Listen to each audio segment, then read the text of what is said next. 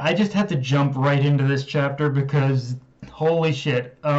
Okay, so getting right into this chapter, Joy Boy has awakened inside Luffy, and based off on previous information and what Oda's been building up through recent look backs into history and whatnot, I have to rightfully assume this awakening is tied to the gum fruit. That's the most logical explanation based off the Goroseis lamenting the fact that they let that fruit slip out of their grasp in a previous chapter. And yeah, it would make the most sense that what we're seeing right now is Luffy's awakening, and that the whole thing of Joy Boy in itself is tied to a devil fruit's awakening, because as we've learned, there has been more than one Joy Boy throughout history, kind of thing.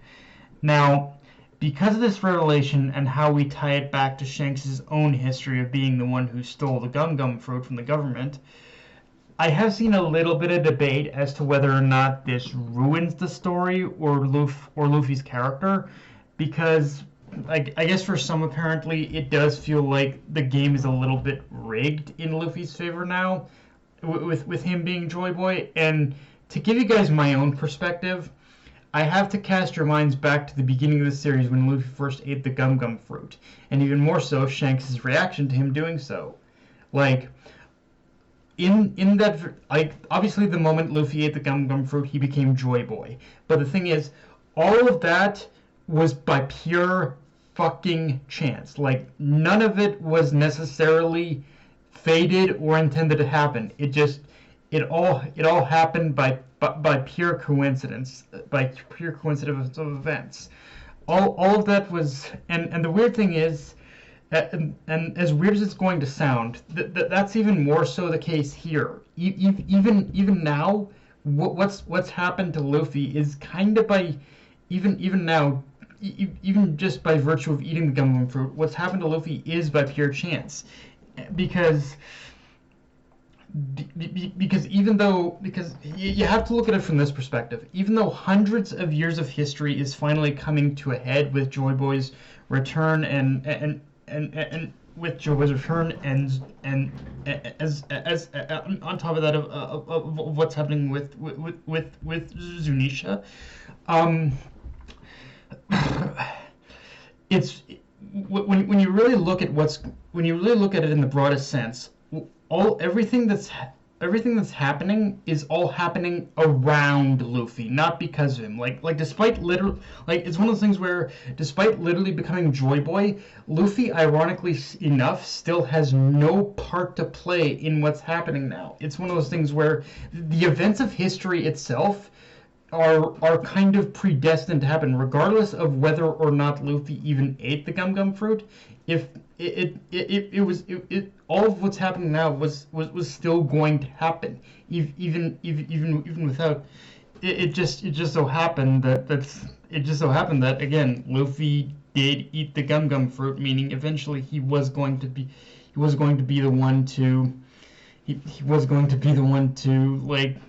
become Joy Boy eventually. And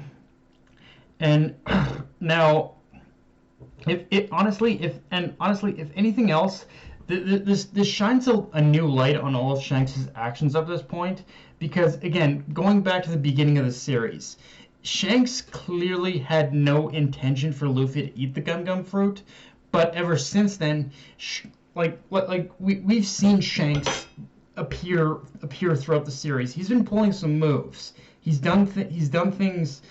He's almost been trying to guide the world in a certain direction.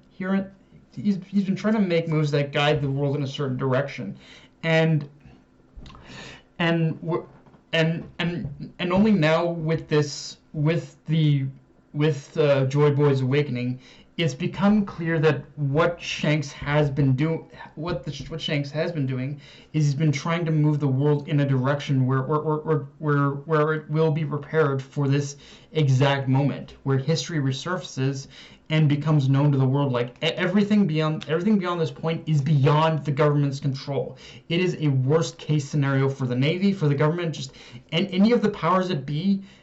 This is the worst case scenario. Now, if there was any sort of predestined aspect to Luffy having a role in all this, I guess you could say him carrying the name of D makes him a little more of a chosen one. But honestly, even then, even under those circumstances, the will of D and the name of D is still in its own right a part of history. So that just kind of makes Luffy a part of history itself more than an actual chosen one, at least in my mind and the way I've like perceived what's going on. So yeah, I don't think I necessarily think so. Yeah, to answer the question of whether or not Luffy's like this chosen one that some people seem to think he is, I really don't think so. I think he's just Luffy is kind of still Luffy, and just everything that's happened around him is what was going to happen anyway.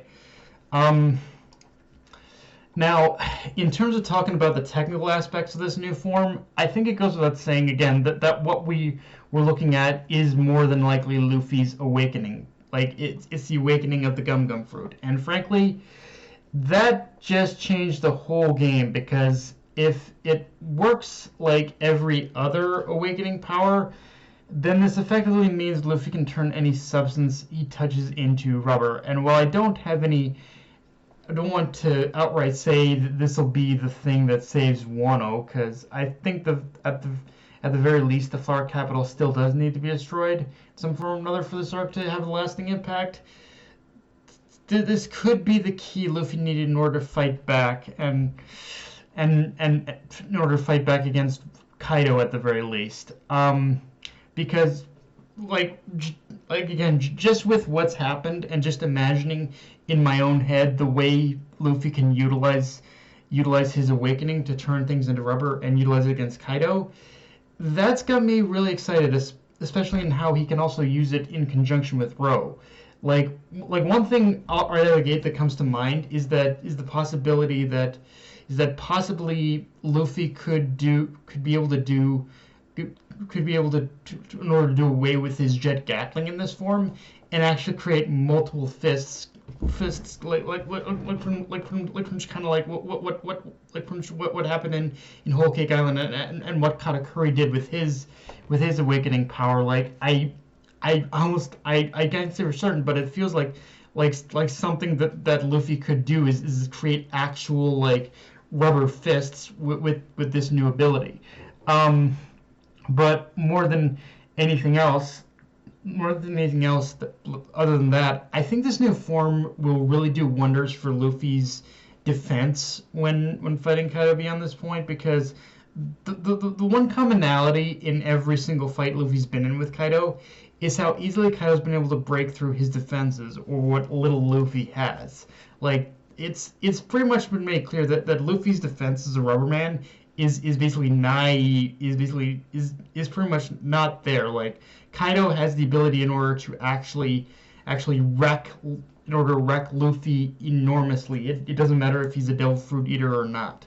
But now that Luffy does have this power, I think it's fair to say Luffy does have kind of an ultimate shield in order to defend against Kaido now. And if Luffy can learn to control his power after the fact, after this is all said and done, then he'll be all the better for it, as he potentially does have a near limitless defense in terms of capabilities and how to utilize this power. Like again, just imagining in my mind the kind of things that Luffy can possibly do with this awakening now, it's basically all there. But now, kind of going a little bit back to the history of it all, although I think this more or less confirms, at least I'm almost positive it does, that the story of the sun god Nika, it was in fact a man who possessed the Gum Gum fruit and had utilized its awakening power back then. Like I think it was already kind of confirmed about it. But with Luffy awakening this power now, it's more than obvious that Nika was at one point in history Joy Boy, and it is one of those things where we're starting to see all these little pieces of history, everything that Oda has been building up or teasing up to this point. It is kind of all coming back into this one revelation now that yeah, Luffy is in fact Luffy has become the next Joy Boy now.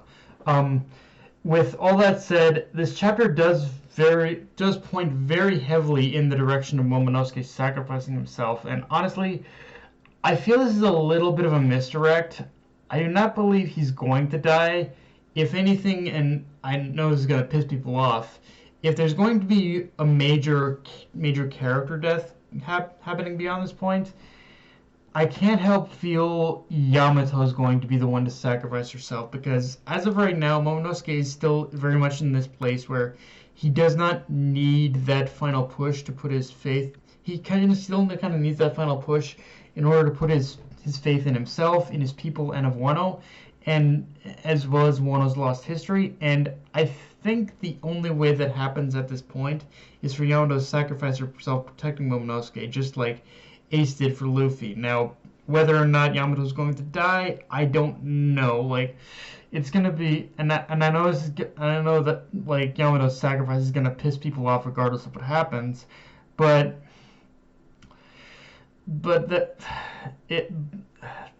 I'm as I'm sure they wanted her to become Straw Hat and all that. But the thing is, Momonosuke is kind of the more key character here, because just as Oden had done with Roger at this point, at this point, Momonosuke needs to be there with Luffy and the others for the final stretch of their journey. Like, whereas with Yamato, it feels more like her journey is coming to its narrative conclusion, regardless of whether she lives or dies. And even more so, if Wano's destiny is to be destroyed or become a pirate capital, that kind of lends even more to the idea that he has to survive this now. But as far as what that means beyond this point for like Yamato, it's kind of up in the air. I don't know whether she's going to live or die, but she's definitely good. She's definitely going to prevent like Kaido from like killing Momonosuke. That much I know for certain. And I get also, I'm not very I'm just gonna say it outright. I'm not very optimistic as far as the fate of the Akazeya. Like, I know that Oda's been kind of teasing us, has really kind of dick teasing us a lot, saying whether or not they're going to die or not. But I don't know. With everything going on in this chapter, it does feel like Oda has finally made his decision on whether or not he wants to kill them or not. I could be wrong, but it does feel like that. But yeah, guys, that's pretty much all I got for this review. If you enjoyed the video, like, comment, subscribe. Follow me on Twitter, Analyst, Crunchyroll. Be sure to hit the notification bell, hit the subscribe button, and just share the video around, guys. Dark Knight of Anime, signing off. Later, everyone.